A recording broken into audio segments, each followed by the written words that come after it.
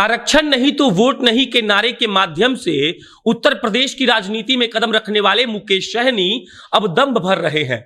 ये बता रहे हैं कि उत्तर प्रदेश में उनका जनाधार कम नहीं है और वो कभी लखनऊ जा रहे हैं, कभी गोरखपुर, तो कभी उत्तर प्रदेश के किसी अन्य जिले में, और जाकर वहां निषाद समाज को एकजुट करने का प्रयास करते हुए हमेशा ये कह रहे हैं कि अगर हमें आरक्षण नहीं मिलेगा तो हम प्रदेश के 165 सीटों पर चुनाव लड़ेंगे और जहां निषाद समुदाय का जो जनसंख्या है वो ज्यादा है, वहां चुनाव लड़के ये साबित करेंगे कि हमारे पास कोई जनाधार कम नहीं है। बाकी कल मुकेश सहनी गोरखपुर में थे और गोरखपुर पहुंचकर उन्होंने सीधा सीधा कहा कि आजादी के 75 साल बाद भी अगर निषाद समाज को अनदेखा किया गया है तो इसमें सिर्फ और सिर्फ दोष सरकार का है। सरकार ने निषाद समाज को ठगा है और सरकार ये चाहती ही नहीं है कि निषाद समाज कभी आगे बढ़ पाए। आगे मुकेश सहनी कहते हैं कि हम यहां आए हैं निषाद समाज को उसका हक दिलाने। अगर हम उसका हक नहीं दिलाएंगे तो हम भी डॉक्टर संजय निषाद जैसे बेईमान हो जाएंगे। अब डॉक्टर संजय निषाद कौन है? डॉक्टर संजय निषाद उत्तर प्रदेश में निषाद समुदाय के एक नेता है और मुकेश सहनी लगातार ये कहते आ रहे हैं कि संजय निषाद अपने परिवार का पेट भर रहे हैं, वो धन जमा कर रहे हैं सिर्फ अपने परिवार के लिए। उन्होंने ये भी आरोप लगाया कि भाजपा के रैलियों में संजय निषाद लोगों को, निषाद समुदाय के लोगों को ले जाते हैं ये झांसा देकर कि आरक्षण पर बात होने वाली है, लेकिन वहां पर आरक्षण का भी कोई नहीं बोलता है और निषाद समाज को ठग लिया जाता है। इससे आप समझ सकते हैं कि मुकेश सहनी किस तरह लगातार ये प्रयास कर रहे हैं कि उत्तर प्रदेश में उनकी पार्टी का विकास हो सके। मुकेश सहनी बिहार में पशुपालन मंत्री हैं और यहां पर उनके जीते हुए विधायक हैं। बाकी वो चाहते हैं कि पूरे भारत में निषाद समुदाय को वो एकजुट करे। कुछ दिन पहले हमने आपको खबर बताया था कि मुकेश सहनी की पार्टी को 5 राज्यों में नाव चुनाव चिन्ह मिल चुका है।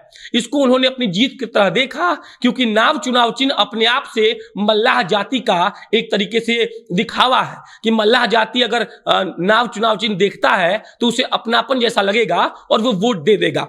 और उसके बाद उनके जो राष्ट्रीय प्रवक्ता है देव ज्योति, वो 2 दिन पहले गए थे तेजस्वी और उनकी पत्नी राजश्री को बधाई देने के लिए। हम आपको ये क्रोनोलॉजी इसलिए समझा रहे हैं क्योंकि जीतन राम मांझी अभी धीरे धीरे खिसक रहे हैं नीतीश जी के पास से। मुकेश सहनी है तो सरकार चल रही है, इधर मुकेश सहनी जा रहे हैं उत्तर प्रदेश में और उत्तर प्रदेश में वो कह रहे हैं कि अगर निषाद समुदाय के आरक्षण की बात नहीं होगी तो वो गठबंधन किसी से नहीं करेंगे और 165 सीटों पर चुनाव लड़ेंगे। उत्तर प्रदेश में निषाद समुदाय का वोट है और अगर मुकेश सहनी गठबंधन नहीं करते हैं तो वो भाजपा को सीधा सीधा नुकसान पहुंचाएंगे। 4 दिन पहले एक और खबर आई थी कि मुकेश सहनी को किसी ने कहा था कि आप यहां पर भाजपा के साथ हैं तो आपको योगी आदित्यनाथ की जय बोलनी पड़ेगी। इस पर मुकेश सहनी ने कहा था कि जिसका काम है भों भों करना वो करता रहेगा। हम आपको ये सब समझा रहे हैं ताकि आप उत्तर प्रदेश और बिहार की राजनीति का कनेक्शन समझ सके और कैसे मुकेश सहनी ये चाह रहे हैं कि उनकी पार्टी का विस्तार उत्तर प्रदेश में भी हो जाए। लगातार वो घूम रहे हैं, उनका पार्टी का जो लॉन्चिंग था वो भी लखनऊ में बहुत भव्य तरीके से हुआ था। एक कुछ डेट्स है वो भी मैं आपको बता देता हूं। 26 दिसंबर को जो नाव चुनाव चिन्ह उन लोगों को मिला है वो वहां से लखनऊ से हरी झंडी दिखाई जाएगी प्रचार करने के लिए। 27 दिसंबर से 29 दिसंबर तक मुकेश सहनी प्रांतीय बैठक करेंगे जिसमें 27 दिसंबर को पूर्वांचल प्रदेश में रहेंगे, 28 दिसंबर को अवध में और बुंदेलखंड में और 29 दिसंबर को पश्चिमी प्रदेश में। 30 दिसंबर को सभी चिन्हित 165 विधानसभा के लिए विधानसभा प्रभारी को नया मोटरसाइकिल दिया जाएगा और वो लोग प्रचार करने जाएंगे। आप बस ये सुनकर सोचते जाइए कि कितने संगठित तरीके से मुकेश सहनी ये प्रयास कर रहे हैं कि धीरे धीरे ही सही उनका कारवां आगे बढ़ता जाए और उनके प्रवक्ता का तेजस्वी यादव से मिलना कहीं ना कहीं किसी बात का संकेत दे रहा है।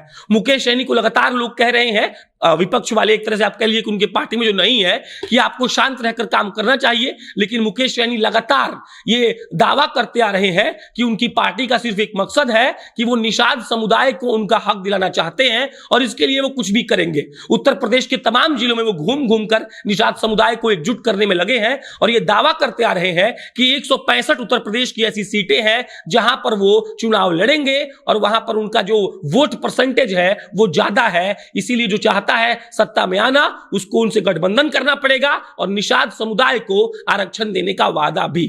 बाकी इस पर कोई अन्य अपडेट आएगा तो आपको हम इत्तला करेंगे। मेरा नाम प्रशांत राय है, आप जनता जंक्शन देख रहे थे। बहुत बहुत धन्यवाद।